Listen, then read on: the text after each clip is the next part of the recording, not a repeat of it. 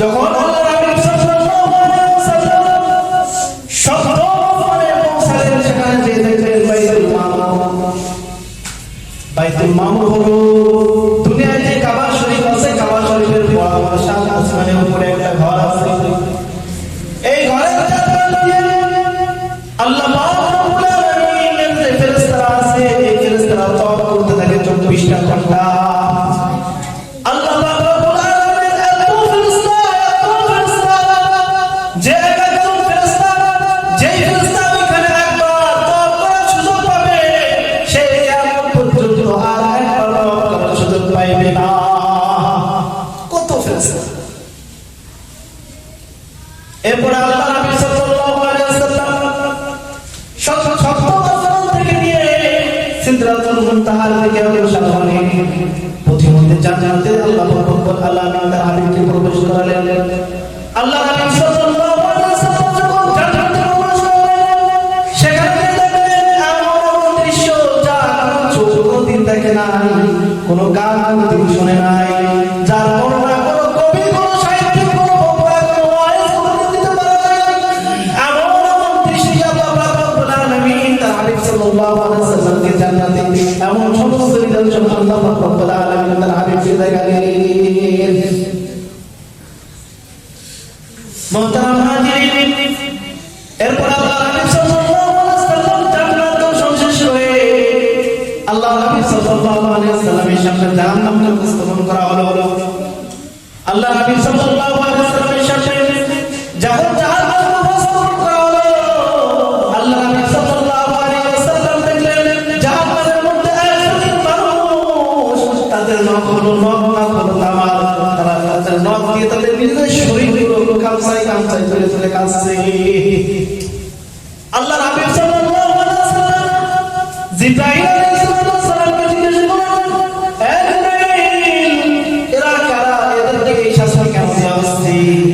আল্লাহ নবী সাহাবী, আল্লাহ নবী কে আল্লাহ ফেরেশতা জিবরাইল আলাইহিস সালাম বলল, ওগো আল্লাহর নবী, এরা দুনিয়ার মধ্যে একে অন্যের গিবত করত। কি করত? গিবত। ওয়ালা তাজাসসু ওয়ালা ইয়াগতাব বা'দা আইয়ুহিব্বু আহাদুকুম আন ইয়াহলা লাহা আখিহি। তোমরা একে অন্যের গিবত করো না। তোমাদের মধ্যে কে কে পছন্দ করে যে সে তার ভাইয়ের গোশত খাবে? কখনোই পছন্দ করে না। গিবত করা মানে তার আপন ভাইয়ের গোশত খাওয়া। তাই এই জন্য তাদেরকে আল্লাহ পাক রব্বুল আলামিন জাহান্নামের মধ্যে ওই শাস্তি দিলেন। এরপর যখন জাহান্নাম দর্শন শেষ হলো, আল্লাহ নবী সাল্লাল্লাহু আলাইহি ওয়াসাল্লাম সিদরাতুল মুনতাহা থেকে অগ্রসর হইলেন। যে দেখলেন সিদরাতুল মুনতাহা, যেই সিদরাতুল মুনতাহা হলো শেষ সীমানা, সপ্তম আসমানের শেষ সীমানা, যেখানে একটা বিরাট বড় বড়ই গাছ আছে। এই বড়ই গাছের এক একটা পাতা হলো হাতির কানের মতো। কিসের মতো? হাতির কানের মতো। এই পাতার উপরে হাজার হাজার লক্ষ লক্ষ কোটি কোটি ফেরেশতা চলে আসে। এরপরে আল্লাহ পাক রব্বুল আলামিন তার হাবিবকে ডেকে দিলেন। জিবরাইল আলাইহিস সালাম আল্লাহ হাবিব সাল্লাল্লাহু আলাইহি ওয়াসাল্লামকে অগ্রসর করে দিলেন।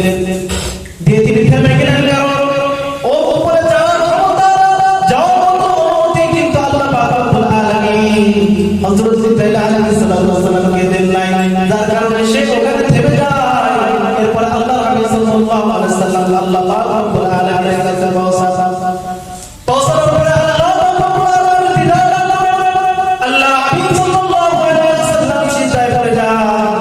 আল্লাহ হাবিব সাল্লাল্লাহু আলাইহি ওয়াসাল্লামকে আল্লাহ পাক রব্বুল আলামিন তার উম্মতের জন্য 50 ওয়াক্ত নামাজ ফরজ করেছিলেন। উপহার স্বরূপ 50 ওয়াক্ত। এরপরে আল্লাহ হাবিব সাল্লাল্লাহু আলাইহি ওয়াসাল্লাম 50 ওয়াক্ত নামাজ নিয়ে যখন সপ্তম আসমানে আসলেন, হযরত মুসা আলাইহিস সালামের সাথে দেখা। হযরত মুসা আলাইহিস সালাম বললেন, নবী মুহাম্মদ 50 ওয়াক্ত নামাজ আপনার উম্মত পড়তে পারবে না। এরপর আল্লাহ পাক রব্বুল আলামিনের কাছে ফিরে গেলেন এবং দরখাস্ত ঘুমাইলেন। এভাবে কয়েকবার করার পরে লাস্টে 5 ওয়াক্ত নামাজ আল্লাহ পাক রব্বুল আলামিন ফরজ করলেন উম্মতে মুহাম্মাদের উপর, আমাদের। তাহলে এই মেরাজের রাতে কি আমাদের উপরে 5 ওয়াক্ত নামাজ কি করা হয়েছে? ফরজ করা হয়েছে। এই জন্য মেরাজের রাতটা এটাকে স্মরণীয় রাত। এটা আল্লাহ হাবিব সাল্লাল্লাহু আলাইহি ওয়াসাল্লাম কে আল্লাহ তাআলা তার দিদার দান করেছেন এই রাতে। এরপর আল্লাহ হাবিব সাল্লাল্লাহু আলাইহি ওয়াসাল্লাম যখন নাকি মদিনায় আসলেন, যখন নাকি মক্কায় পৌঁছালেন, তখন আল্লাহ হাবিব সাল্লাল্লাহু আলাইহি ওয়াসাল্লাম সাহাবাদের মধ্যে ঘটনা বর্ণনা করে শোনালেন যে আজকে রাতে আমার মেরাজ হয়েছিল, আল্লাহ তাআলা দিদার দান করেছি। এক রাতে আমি এখান থেকে বাইতুল মুকাদ্দাসে গেছি, সেখান থেকে আল্লাহ পাক রব্বুল আলামিনের সাত আসমানের উপরে যে আল্লাহ পাক রব্বুল আলামিন সাথে দেখা করেছি, সাক্ষাৎ করেছি। আল্লাহ পাক রব্বুল আলামিন আমাদের উপরে 5 ওয়াক্ত নামাজ ফরজ করেছি। তখন কাফের মুশরিকরা সবাই হাসাহাসি করতে লাগলো, টিটকারি মারতে লাগলো, মুহাম্মদ সে একবার বাইতুল মুকাদ্দাস চলে গেছে, সেখান থেকে 7 আসমান, 7 জমিন, 7 আসমান সে বের করে আল্লাহর সাথে সাক্ষাৎ করেছে, এই কি সম্ভব? এরপর তারা বিভিন্ন প্রশ্ন করতে লাগলো, বলো মুহাম্মদ ওই যে আমাদের অমুক কাফেরা, ওই কাফেরাটা কোথায় আছে? আল্লাহ নবী সাল্লাল্লাহু আলাইহি ওয়াসাল্লাম বললেন, ওই কাফেরাকে আমি অমুক জায়গায় দেখেছি। বলল নবীর বয়সটা বলল, তাহলে বলো অমুক কাফেরা কোথায় আছে? আল্লাহ নবী সাল্লাল্লাহু আলাইহি ওয়াসাল্লাম বললেন, অমুক কাফেরাকে আমি অমুক জায়গায় দেখেছি, তাদের একটা কূপ হারিয়ে গেছে, তারা খুঁজতে গিয়েছে, আমি তাদের কাফেরায় যে একটা পানির পাত্র থেকে পানি পান করেছি, সেখানে একটা উট ছিল, উটগুলো চলাচল করতেছিল ঘোরাঘুরি দেখি। যখন তারা এভাবে বলে দিল, আল্লাহ নবী সাল্লাল্লাহু আলাইহি ওয়াসাল্লাম তারা আরো পেছানোর জন্য, আরো যাচাই করার জন্য বলল, তুমি তো বাইতুল মুকাদ্দাসে গেছো, বলো তো বাইতুল মুকাদ্দাসের দরজা কয়টা, জানালা কয়টা? তখন আল্লাহ সাল্লাল্লাহু আলাইহি ওয়াসাল্লামের সামনে আল্লাহ তাআলা বাইতুল মুকাদ্দাসের নকশাকে, বাইতুল মুকাদ্দাসকে আল্লাহ রাব্বুল আলামিন তার হাবিবের সামনে উপস্থাপন করলেন। আল্লাহ রাসূল দেখে দেখে গুনে গুনে আল্লাহ রাব্বুল আলামিনের এই সাহায্য লাভ করে আল্লাহ সাল্লাল্লাহু আলাইহি ওয়াসাল্লাম কাফের ভিতরে সব। এরপরে কাফেররা বিশ্বাস করে না, তাদের কাফেরগুলো ফিরে আসে, কাফেররা জিজ্ঞেস করলো, তোমাদের লোক হারায় ছিল, তোমার অমুক দিন অমুক জায়গায় ছিলে? তারা বলল, হ্যাঁ আমরা অমুক দিন অমুক জায়গায় ছিলাম। এবার বিস্তারিত বর্ণনা দেওয়ার পরেও তারা ঈমান আনে নাই, বরং হাসি ঠাট্টা করেছে। তারা হযরত আবু বকর রাদিয়াল্লাহু তাআলা আনহুকে ডাকতে বলে, আবু বকর তুমি কি বিশ্বাস করো আমার বন্ধু মুহাম্মদ এক রাতে মক্কা থেকে এসে বাইতুল মুকাদ্দাসে গেছে, আবার সেখান থেকে আসমান, 7 আসমান ভ্রমণ করে এসেছে, আল্লাহর সাথে দিদার লাভ করেছে? হযরত সিদ্দিক আকবর রাদিয়াল্লাহু তাআলা বললেন, ওরে আমি তো শুনেই না, এর থেকেও সাংঘাতিক বিষয়, এটা আল্লাহর বিষয় বিশ্বাস করি যে আল্লাহ হাবিব সাল্লাল্লাহু আলাইহি ওয়াসাল্লামের কাছে সকাল সন্ধ্যায় আসমান থেকে ফেরেশতা এসে সংবাদ দেয়।